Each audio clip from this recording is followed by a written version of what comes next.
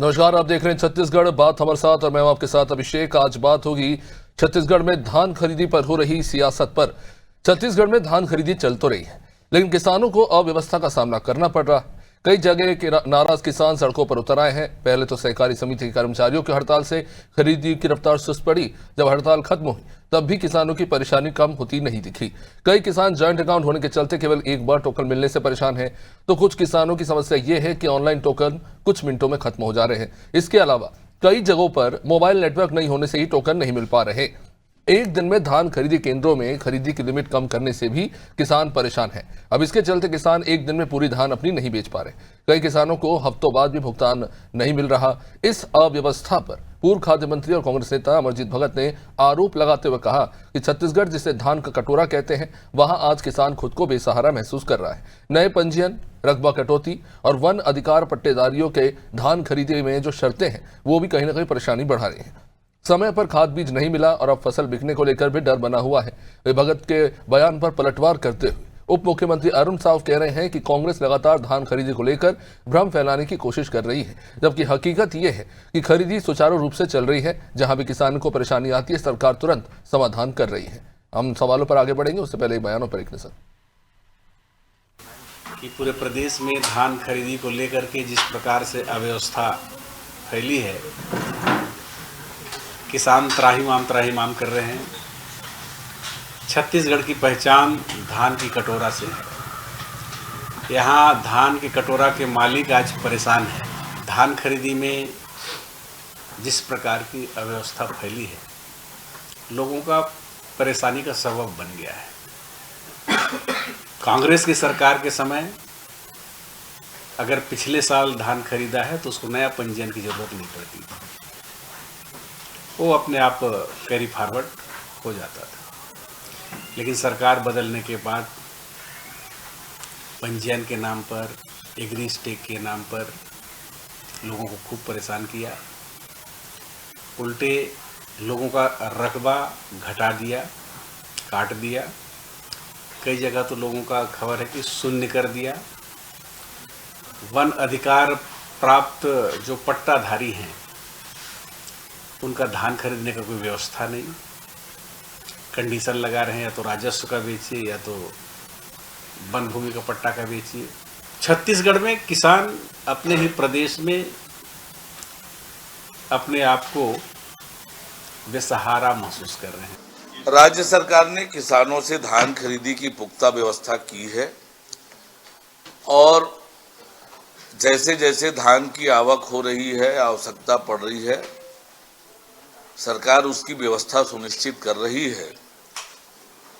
जो निर्धारित मात्रा है, किसानों का एक एक दाना धान सरकार खरीदेगी। इसके लिए सरकार की प्रतिबद्धता है। किसी को भी इसके लिए चिंता करने की जरूरत नहीं है। जो कहा है वो करेंगे ही। दादागिरी और हैकड़ी कौन दिखाने वाले लोग हैं, कौन आपस में लड़ रहे हैं, ये जनता बखूबी देख रही है। लेकिन सरकार ने धान की खरीदी की पुख्ता व्यवस्था की है। शुरू से कांग्रेस पार्टी धान खरीदी को लेकर भ्रम फैलाने की कोशिश, झूठ बोलने की कोशिश लगातार करती रही है, परंतु सुचारू रूप से धान खरीदी चल रही है।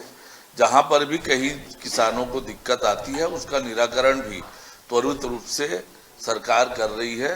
किसानों के धान निश्चित रूप से खरीदे जाएंगे, एक एक दाना धान की खरीदी होगी।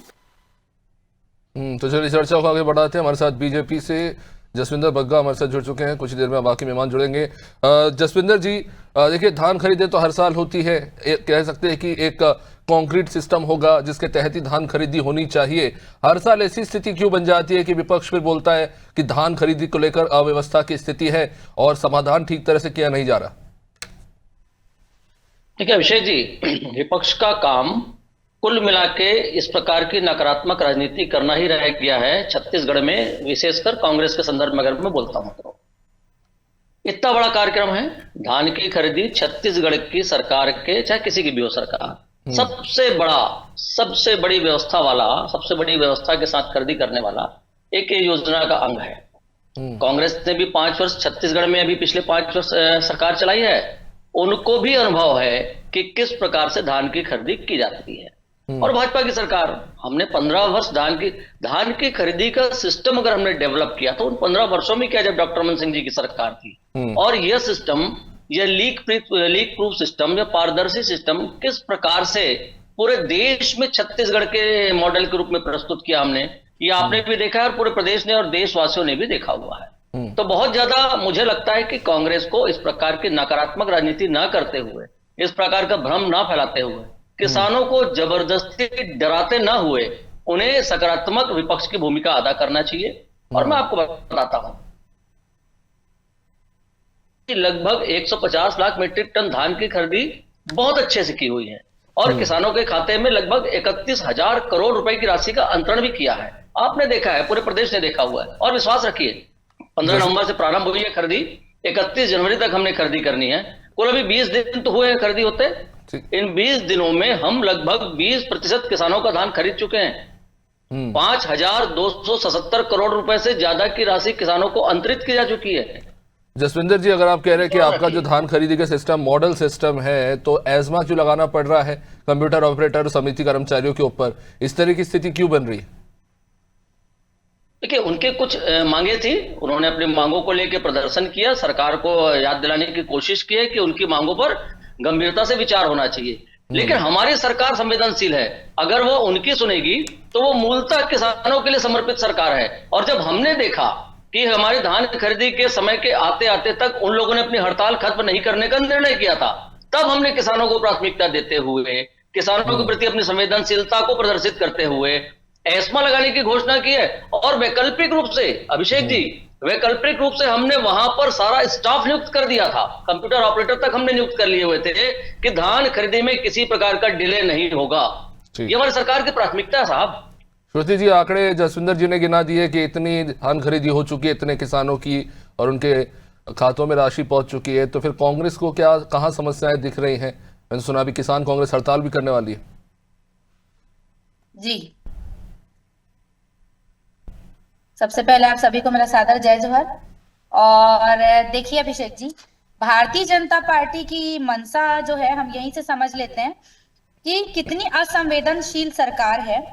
अभी आपने वर्तमान में सुना होगा कि बागबाहरा के एक किसान ने मतलब धान खरीदी में जो देरी हो रही है उसको लेकर के उन्होंने आत्महत्या करने की कोशिश की, अपने गले को उन्होंने काट लिया था और बहुत गंभीर मतलब अभी उनकी जो स्थिति है वो बहुत गंभीर बताई जा रही है। तो इनकी जो मंशा है कि ऐसी है, किसान विरोधी है, किसान हितैषी है, ये यहीं से समझ आता है। देखिए मतलब सबसे बड़ी बात कि आपने मतलब धान खरीदी की समय सीमा आप बढ़ा रहे हैं, उसके लिए आप कई प्रकार की नियम शर्तें लागू कर चुके हैं। नया पंजीयन मतलब किसानों को नया पंजीयन जो करना पड़ रहा है उसके लिए कई किसानों का नाम धान खरीदी से कट जा रहा है। पोर्टल में लेकर के उनको परेशानी हो रही है, सर्वर की दिक्कत हो रही है। रकबा कटौती के लिए जो नियम बनाया है उसमें किसान परेशान है। वन अधिकार पट्टाधारी जो किसान है उसमें धान खरीदी के लिए जो शर्तें रखी गई है उसके लिए भी किसान परेशान। यानी मैंने कुल मिलाकर के अनेक प्रकार की शर्तों में उलझा करके आप किसान भाइयों को परेशान करने का काम करे। देखिए छत्तीसगढ़ का जो किसान है वो बिल्कुल सीधा साधा है, वो ऐसी आड़ी तिरछी शर्तें जो है वो इनके समझ में नहीं आती है। लेकिन इस प्रकार से धान खरीदी की सरल प्रक्रिया को जटिल बनाने का काम भारतीय जनता पार्टी की सरकार कर रही है। और वो भी इसलिए अभिषेक जी कि सरकार की धान खरीदी की करने की मंशा है कि नहीं, तय जो रेट है वो इनकी देने की मंशा है कि नहीं, तो अब तब जाकर के विपक्ष जो है आवाज उठा रही, क्योंकि ये शक के दायरे में आता है कि आप अपनी मंशा क्लियर कर दीजिए ना, सरल सी प्रक्रिया को जटिल करके आप क्या दिखाना चाहते हैं। और एक भी भारतीय जनता पार्टी के नेताओं का स्टेटमेंट नहीं आया है कि क्यों बागबाहरा के उस किसान ने धान खरीदी को लेकर के आत्महत्या का प्रयास किया।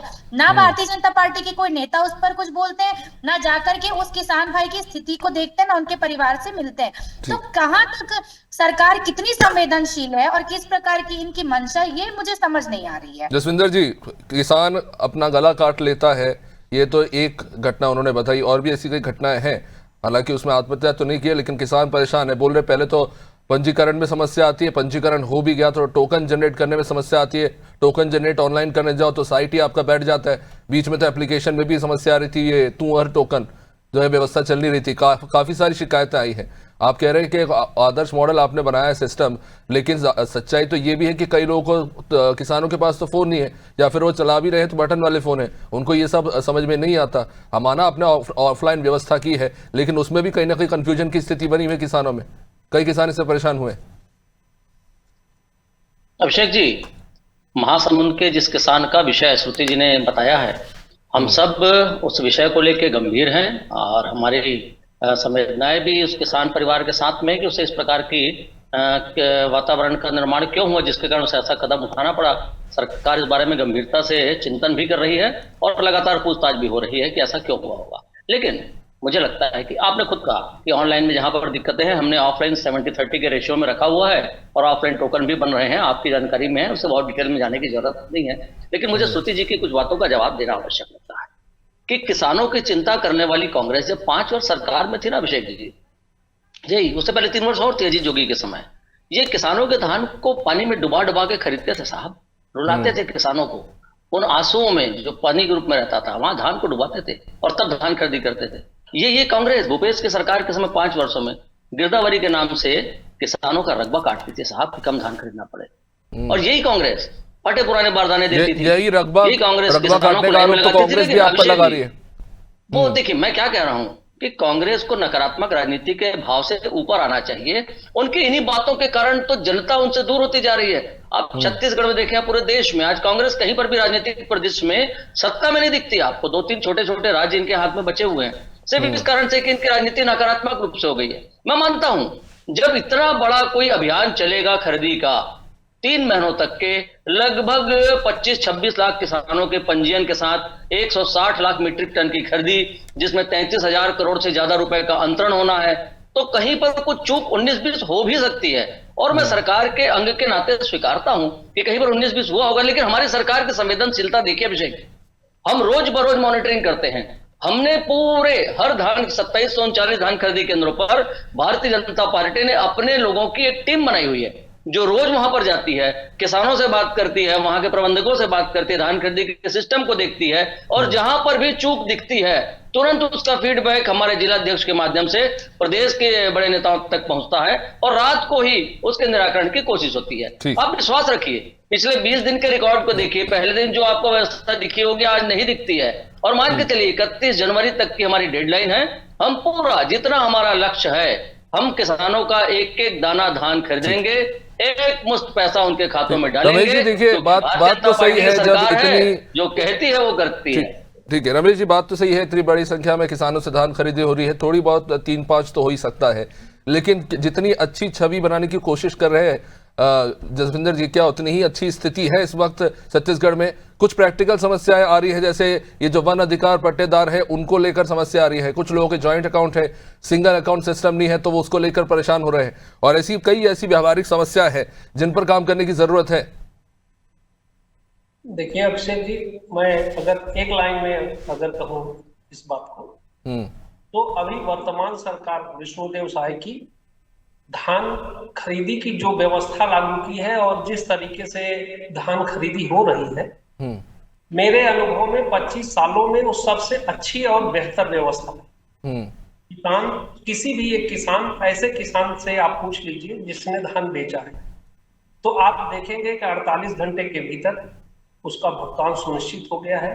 नहीं तो भुगतान के लिए ही किसान परेशान हुआ करते थे। और रही बात जो छोटी मोटी समस्या आने की, तो ये छत्तीसगढ़ का बहुत बड़ा अभियान है, उसमें छोटी मोटी समस्याएं आती भी है। तो मैंने अभी देखा कि जो खाद्य विभाग की सेक्रेटरी है, उन्होंने एक प्रेस कॉन्फ्रेंस की थी, उन्होंने एक सिस्टम पूरा बताया कि किस तरह से अधिकारी किसानों से मिल रहे हैं, उनकी समस्या का समाधान कर रहे हैं। अब अगर मान लीजिए 1-2 जैसे महासमुंद का जो उदाहरण सामने आया है, तो मैं तो सारे किसान भाइयों से अनुरोध करूंगा, विनम्र निवेदन करूंगा कि वो इस तरह से कोई कदम न उठाएं कि आत्महत्या जैसी या कोई ऐसी परिस्थिति पैदा करें जिससे उनके परिवार के लोग और पूरा समाज परेशान हो। वो अगर छोटी मोटी समस्या है तो समाधान हो जाएगा निश्चित रूप से। उसके लिए जो संबंधित जिम्मेदार व्यक्ति है उससे मिले, वो समाधान कराएंगे। और मैं यही कहूंगा कि ये सरकार बहुत अच्छे तरीके से धान की खरीदी की रही है, जिसकी सराहना जितनी करें हम वो कम। पर रमेश जी, श्रुति जी ने जो बात की उस पर आप क्या कहेंगे कि देखिए हर किसान इतना पढ़ा लिखा नहीं होता या फिर इतनी जानकारी नहीं रखता कि ये जो सिस्टम जो उन्होंने बताया कि वो बड़ा कॉम्प्लिकेटेड कर दिया, पहले चीजें बड़ी सिंपल थी। देखिए अभिषेक जी, आप ये जान रहे हैं कि किसान बहुत समझदार होता है, पढ़ा लिखा होना मायने नहीं रखता। किसान इतना समझदार है कि वो सारी समस्याओं का समाधान स्वतः कर लेता है और सारे संकटों से जूझ करके वो खाद्यान्न का उत्पादन करता है और देश दुनिया का पेट भरता है। तो ये जो बात कही जा रही, कहने के तो कोई कुछ भी कह सकता है, लेकिन सच्चाई ऐसा नहीं है। लेकिन रमेश जी, ये जो जानकारी मिल रही है कि ऑनलाइन सिस्टम में पंजीकरण कराने में काफी समस्या हो रही है वहां पे, और कहीं पे फिर नेटवर्क का इशू आ जाता है, पंजीकरण हो भी जाता है तो टोकन के लिए ओटीपी रिसीव नहीं होता, ओटीपी रिसीव हो जाता है तो साइट क्रैश हो जाती है, इस तरह की बातें भी निकलकर सामने आ रही है। ये समस्याएं कहीं एक दो सेंटर पे हो सकती हैं, लेकिन ये समस्या ऐसा नहीं कि ओटीपी क्रैश हो गया तो अब तो ओटीपी क्रैश रहेगा, दूसरे दिन ओटीपी आ जाएगा, तीसरे दिन आ जाएगा। ज्यादा समस्या ऐसी नहीं है कि जिससे किसान को जूझना पड़े, या कोई अगर पर्टिकुलर उदाहरण है किसी सेंटर का तो वो भी आप कह सकते हैं सरकार उस पर ध्यान देगी, जो जिम्मेदार लोग थे वहां तक पहुंचेंगे और समस्या समाधान कराएंगे। सही बात है। किस तरह से शिकायतों का समाधान हो रहा है इस पर जवाब लूंगा, लेकिन उससे पहले श्रुति जी, रमेश जी की एक बात से मैं सहमत हूं। देखिए किसान सालों से किसानी कर रहा है, उन्हें सारी व्यवस्थाएं पता होती हैं और इनफैक्ट ये उनका मेन बिजनेस है, तमाम डिटेल्स वो पहले ही पता लगाते हैं किस तरह से चीजें जो है काम करती है। और अब तो पूरा सिस्टम ऑनलाइन कर दिया गया है, डायरेक्ट पैसा जो अकाउंट में ट्रांसफर हो रहा है एकदम बाउंडेड टाइम में, वो समस्या भी खत्म हो गई किसानों की, नहीं तो पहले तो कतार में लगना पड़ता था इन चीजों के लिए भी। जी देखिए अभिषेक जी, कहीं ना कहीं जमीनी स्तर पर जब हम किसानों से जाकर के बात करते हैं, जैसे मैं स्वयं भी एक किसान के घर से ही आती हूँ, तो जब हम वहां पर जाकर के जब उस स्थिति को हम समझते हैं ना, तब जाकर के समझ आता है कि रियलिटी क्या है। ठीक बात है, रमेश जी की बातों से मैं सहमत हूँ कि देखिए पैसा जो है मतलब धान बेचेंगे तो उसकी राशि जो है ये तय सीमा में आ जाएगी, जल्द पहुंच जाएगी, मैं मानती हूँ। लेकिन कहीं ना कहीं जो हमारे गाँव के जो किसान होते हैं ना, उनमें कहीं ना कहीं शिक्षा का भाव होता है, इतने सीधे साधे हमारे जो किसान भाई होते हैं। तो ये जो सरकार की जो प्रक्रिया है, ये जटिलता जो है इसे ये सरल कर दे ना, ये जटिल प्रक्रिया का सरलीकरण कर दे। और पोर्टल की परेशानी, सबसे बड़ी परेशानी की पोर्टल कभी ओपन नहीं होता है, कभी ओटीपी नहीं आता, जो आपने कहा। इसके बाद जो अनेक प्रकार के नियम है, नए रजिस्ट्रेशन के नियम है, रकबा कटौती को लेकर के नियम है, वन अधिकार पट्टाधारी जो किसान है उनके लिए अनेक प्रकार की शर्तें हैं। तो ये सब समस्या, टोकन तक किसानों को प्राप्त नहीं हो पा रहा है, धान खरीदी में जो देरी हो रही है ना, तो उससे हमारे किसान भाइयों का जो है आत्मविश्वास जो है किसानों का उससे कम होता जा रहा है। और देखिए मैं बताती हूँ आपको कि ये तो धान खरीदी की बात हो गई, इसके पहले भी जब किसानों ने मतलब जब खेती किसानी का काम शुरू हुआ था, उस समय की बात भी मैं आपको बताती हूँ, स्वयं का एक्सपीरियंस, कि उस समय खाद की जो है प्राप्ति नहीं हो पा रही थी, खाद उपलब्ध नहीं हो पा रहे थे। जो खाद हमको मंडी से मिलते थे कम रेट में, वही खाद मंडी में उपलब्ध ना हो करके बाहर के व्यापारियों से जो काला बाजारी हो रही थी, वो डबल ट्रिपल रेट में किसानों को खाद लेना पड़ता था। उस समय से जो परेशानी चालू हुई है, वो आज ये परेशानी यहाँ पर जाकर अटकी है कि अब धान खरीदी को लेकर कर भी इतनी परेशानी। मैं सिर्फ सरकार से ये कहना चाहता हूँ कि व्यवस्था, लेकिन श्रुति जी देखिए, ये जो नियम बनाया गया उसके दो कारण है। एक तो ये कि एक सुचारू व्यवस्था चल सके, क्योंकि बहुत बड़ी संख्या में, लागू संख्या में किसान धान खरीदी चल रही है। दूसरा ये कि अनुचित लाभ किसी को ना पहुंचे, सही राशि मिले और कोई इसका गलत फायदा ना उठाए, तो उसके लिए भी तो व्यवस्था करनी पड़ेगी ना, इसलिए नियम बनाए गए। वही मैं कहना चाह रही हूँ अभिषेक जी की व्यवस्था जो है ये थोड़ा सा मतलब सिस्टम में आकर क्या व्यवस्था बनाइए, ताकि ये जो अभी परेशानी हो रही है ये ना हो। क्योंकि देखिए इतनी बड़ी बड़ी जो अभी दुर्घटनाएं हम देख रहे हैं ना, जैसे बागबाहरा के किसान के बारे में मैंने बताया, तो ये सब चीजें नहीं होनी चाहिए। कहाँ तक किसको कैसा प्रभाव पड़ रहा है, सरकार थोड़ा इस ओर भी ध्यान दे, मतलब इतना असंवेदनशील सरकार को नहीं होना चाहिए। जसविंदर जी देखिए, व्यवस्था तो चल रही है, लेकिन एक शिकायत उस पर भी आ रही है कि जब किसान शिकायत करता है तो त्वरित समाधान नहीं होता। अब आप कह रहे हैं कि आपके लोग रेगुलरली जाते हैं खरीदी केंद्रों पर, लेकिन तब भी स्थितियां बनती है जहां पे किसान 2-2 दिन से 3-3 दिन से परेशान हो रहे हैं, लेकिन उनका कोई सुनने वाला नहीं है। देखिए अभिषेक जी, ये रोज बरोज का काम है। आज एक समस्या होगी वो ठीक होगी, कल नई समस्या भी आ सकती है। लेकिन मैं अव्यवस्थाओं को लेकर श्रुति जी ने जो बार बार कही कि किसानों को बहुत दिक्कत है। देखिए साहब, हमने क्रिकेट मैच देखा, आपके रायपुर के स्टेडियम में क्रिकेट मैच हुआ, हजारों लोग आए, लाइन लगी, थोड़ी अव्यवस्था लगी, उनको लाइन में लग के अंदर जाना पड़ा, लेकिन लोगों ने मैच देख के आनंद लिया। हम मंदिर जाते हैं, जब प्रसाद के लिए लाइन लगते हैं, थोड़ी अव्यवस्था में रहते हैं, लेकिन चूंकि प्रसाद देना है इसलिए हम लाइन में लगते हैं, अंदर जाते हैं, प्रसाद प्राप्त करते हैं। टॉकेज जाते हैं साहब, लाइन में लगकर टिकट लेते हैं, हमें अव्यवस्थाएं नहीं लगती वहां पर, क्योंकि वो हमारे मन का काम होता है। श्रुति जी के मन का काम जिस समय होगा, जिस समय उनको लगेगा कि उनको आनंद आ रहा है, वो लाइन लगने में भी उनको आनंद आने लगेगा, असुविधा नहीं दिखेगी। क्योंकि उनको विपक्ष की राजनीति करनी है, उनको लगता है कि किसान लाइन में लगा है उसको असुविधा हो रही है। नहीं हो रही साहब, किसान को टोकन में असुविधा, ठीक है, कहीं पर जो आपने कहा नेटवर्क की समस्या होगी, सर्वर क्रैश हो गया होगा, ओटीपी आने में दिक्कत हुई होगी, लेकिन उसका तुरंत निराकरण होता है। मैं फिर से कह रहा हूं साहब, 160 लाख मीट्रिक टन धान खरीदना, 26 लाख से ऊपर किसान हैं जो पंजीकरण करा के बैठे हुए हैं, और ये दिक्कत हो सकती है, स्वीकारता हूं जी। लेकिन जमीन पर जिस समय आप धान खरीदी केंद्र में जाएंगे, श्रुति जी तो किसान परिवार से है, लेकिन मैं स्वयं राजनीतिक कार्यकर्ता होने के नाते लगातार धान खरीदी केंद्रों पर हूं, मुझे पता है, मैं किसानों से लगातार बात कर रहा हूं। किसानों को इन छोटी मोटी दिक्कतों के सिवा इस धान खरीदी में कहीं कोई दिक्कत नहीं है, इस सरकार की पूरी प्रक्रिया से संतुष्ट हैं। सरकार अमरजीत भगत जी जो आरोप लगा रहे हैं कि वन अधिकार पट्टेदार जो होते हैं रजिस्ट्रेशन में सबसे ज्यादा वही उलझे हुए रहते हैं, उनको सबसे ज्यादा परेशानी होती है, और उसका अभी तक कोई ठोस समाधान नहीं किया गया। जो पंजीकरण की जो प्रक्रिया है उसमें सबसे ज्यादा वही उलझे रहते हैं। आपने परसों का जो विषय आया था, आपने ध्यान से देखा सुना होगा, सरकार के समक्ष विषय आया हुआ है, और मुझे लगता है आजकल में इसका निराकरण बहुत ठोस रूप से होने जा रहा है। आप निश्चिंत रहिए, मैं फिर से दोहरा रहा हूं, वो 26 लाख किसान छत्तीसगढ़ के, हमारे छत्तीसगढ़िया किसान बंधु, वो सरकार की प्राथमिकता में सबसे ऊपर हैं। उनकी कोई भी दिक्कत सरकार की दिक्कत है, हम नेताओं की दिक्कत है, और हम अपने किसानों को दिक्कत में नहीं रखेंगे। अभिषेक जी विश्वास रखिए, हमने 31 जनवरी तक की डेडलाइन दी है। एक किसान का एक दाना धान उनके खेत से उठवाकर खरीदा जाएगा, और उनको एक मुश्त राशि एक बार में दी जाएगी। न्याय अन्याय योजना का फेर नहीं पड़ेगा, किसानों को दौड़ना भागना नहीं पड़ेगा, घर बैठे उनके खाते में राशि पहुंचेगी, आप विश्वास रखिए। ठीक है रमेश जी, आप भी क्या इस बात से एग्री करते हैं कि अगर आपके मन का काम हो तो कतार में खड़े रहना पड़ता है, तो चलने देते हैं, अगर ऐसी व्यवस्था है तो इसी तरह आगे बढ़ते रहें? क्या कहा आपसे रमेश जी? अभी जो बात कही जसविंदर जी ने, जब आपका मन का काम होता है तो कतार में लगने में कोई हिचक नहीं होती है, कतार में लग जाते हैं, तो क्या इसी व्यवस्था को आगे रखना चाहिए या और इसमें सुधार की जरूरत महसूस करते हैं आप? जसविंदर जी सत्ता पक्ष का पक्ष रख रहे हैं और श्रुति बहन जी विपक्ष का पक्ष रख रहे हैं। मैं दोनों वक्ताओं के बात से सहमत हूं। विपक्ष का ये रोल है, जो रोल वो अदा कर रही है, वो शासन पर शिकंजा कसे रहे ताकि किसानों की कोई समस्या का समाधान होने से न बच सके। और जसविंदर सिंह जी का भी कहना लाजमी है और सही है, और मैं देख रहा हूं कि तत्पर भी है सरकार कि किसानों की समस्या हो रही है, लगातार इसका समाधान कर रहे हैं। जैसे जो बात वन अधिकार पट्टे की कही आपने, कल कैबिनेट की बैठक होने वाली है, उसमें ये खुशी आ सकती है, कोई अच्छा फैसला आ सकता है, और ये पूरी की पूरी बात शासन के संज्ञान में है और उस पर गंभीरता से चर्चा भी हो रही है।